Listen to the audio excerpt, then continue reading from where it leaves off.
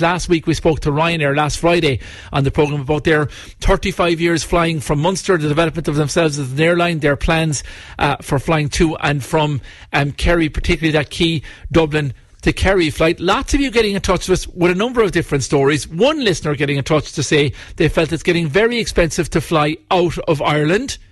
And also a listener texts to say they priced a flight to the US at Christmas and they cost €1,500 return. They then priced the same flight in the opposite direction, flying from America into Ireland and out back to America again. It cost €3,500. This listener couldn't believe it and says this is a desperate rip-off. Well, look, to talk about it and to look at the overall industry as well, because there's been lots of commentary and advice that coming out of the pandemic, with capacity being cut from major airlines, it looks like the era of low-cost flying is over. With me in the line to talk about this is Eoghan Corry, travel expert, of course. Eoghan, good morning to you and thanks for joining us in the programme.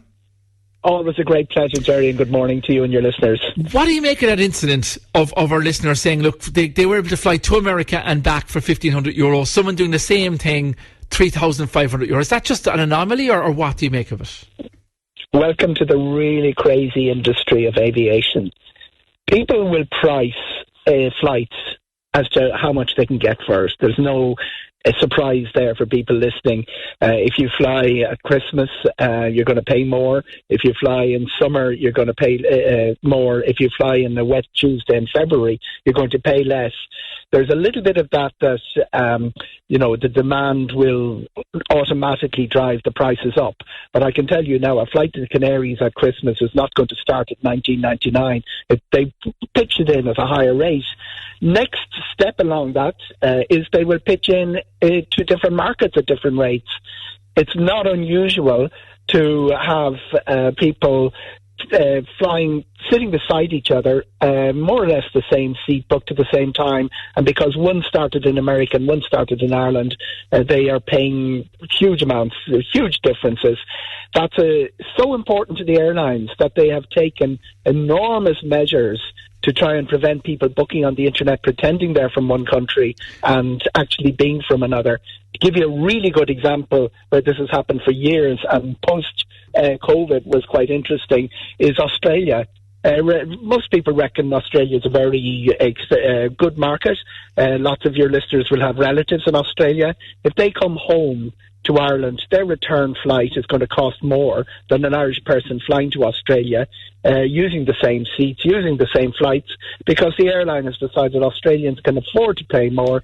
In the aftermath of the epidemic, that reversed. That was one of the more interesting things because so many Australians were stranded abroad. But back to the point is airlines will drop different prices into different markets according to how much they expect that people can pay. Whatever the market will bear, I suppose, when it comes to that. Owen, in the wider sense of things, we were talking to Ryanair and they're talking getting back up to full capacity and being at full capacity and increasing over the next number of years. That's not the same for all airlines, I'd imagine, and capacity has been cut on several routes. What does that mean for us here in Ireland, let's say flying out and trying to get access to what we used to be used to, very low prices? Yeah, it's interesting because the things that will determine your airfare generally are the cost of the aircraft, obviously, the cost of the fuel and the staffing. Now, Ryanair's big advantage over the years is that they have got the aircraft at bargain rates because they buy them in bulk. The other thing that will determine is capacity. If nobody's bought at a certain price, the price comes down. The second thing isn't going to be affected by fuel prices and all the other inflationary pressures that everybody listening today knows all about. But the reality is that while some airlines cut capacity through Europe, and we got back to 90% overall, and a lot of airlines then, having decided to put a schedule of flights in the summer, couldn't reach it. Very good examples would be British Airways and EasyJet and Lufthansa and Air France. Ryanair could, for the reason that they were well organised. They kept their licences for their pilots. They kept their aircraft certified, and they kept their cabin crew employed. So they were ready for the big return in numbers, and it stood to them in all the European markets.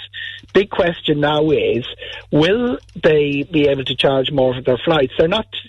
the capacity is really what determines Ryanair's prices. And, low cost, there'll always be low cost access to flights on routes and on times that people aren't flying in big numbers.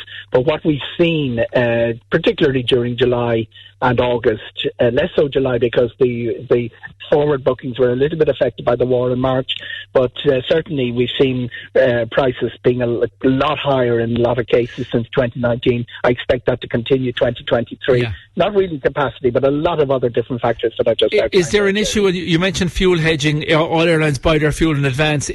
Will that be an issue as time goes by and they run out of those old reserves of fuel? Is that one of the factors, do you think? Absolutely. I mean, Ryanair famously bought 80% of their fuel for this year.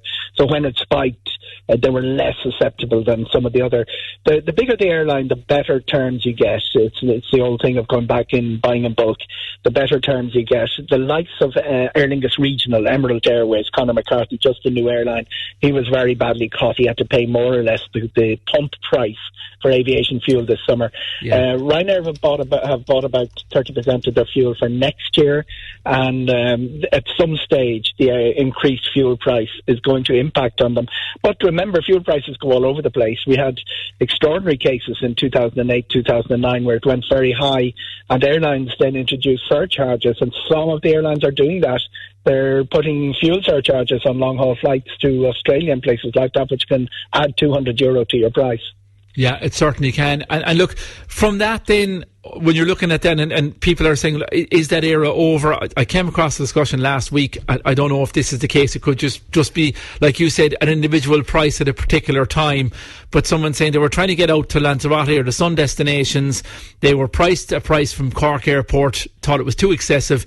They managed to fly to London and then get a cheaper flight from there, and the whole thing worked out cheaper even though there was an extra leg involved in the journey. Is that happening? Is that a way of the future, or is that just an individual incident, you think? Always the case, and as I said, the world's craziest industry. Do you know something? We've had, to give an example, Jerry, we have had British Airways and Air France and even Lufthansa and KLM putting transatlantic flights into the Irish market, which are lower than their own market. They won't actually trash their own market. They'll go into Aer Lingus' market and they will say, okay, we'll put a lower price in here, and it's actually cheaper in some cases to fly to Amsterdam or London and then to the city of New York you're going to than it is starting in London. I've seen people, I've heard of cases of people flying from London to Dublin on a cheap flight and then getting their Dublin-London, Seattle or San Diego leg, some of those places that Aer Lingus don't fly to, because it saves them so much money. Airlines don't price it as you and I would, logically. It costs this much, you're going to mark it up by this much, you're going to pay your staff, and then this is the price. They actually just work out how much am I going to get away with. And that's, as we well know, right through the hospitality industry from our big kerfuffle about hotel prices this year. Looking at the overall market finally, on that then on, the Irish tourism industry report out for I suppose where things are now and the update from October, not that positive in terms of where we're going in terms of attracting and what we were hoping for, continued recovery.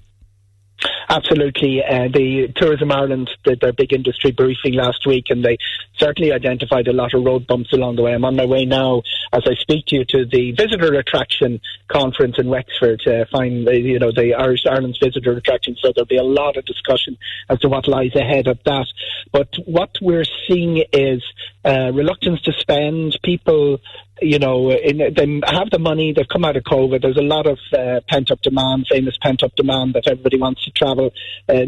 Certain numbers of people took trips this year, but it would be it would be about 50-60% of the people in the key markets taking international trips when it would normally be up to around 80%. So that little bit of reluctance to come back, but the real speed bump is the worry about, should I be spending money? Because it's a discretionary spend. The holidays are discretionary spend. Yeah. That might be needed for something else coming down the line. And in every market there's concerns, even though we're due for growth in the next year, hopefully that's the case. In every other market that we're relying on, they look like they're heading for recession. There's a bit of that, but remember, there's a couple of things really blowing in our favour. And the one big thing that's blowing in our favour is we've got two very strong airlines. Aer Lingus announced Cleveland as a new route. So they're back in Hartford, Connecticut for next year. There's a lot of strong rumours that they're going to open direct Buffalo, New York, and to Denver and Colorado in the coming weeks, and they're talking about extra expansion. Ryanair expanding next year. So when it comes to it, we're being served with the access routes. And really, tourism growth, you can talk about marketing and all that stuff. It's all about beds and access. And that's why what was happening in Kerry Airport is so important as well. It's all about beds and access, and that's looking good for us. What happens after that is we've more control. We've good control over that, what we do with prices, what we do with managing our tourists.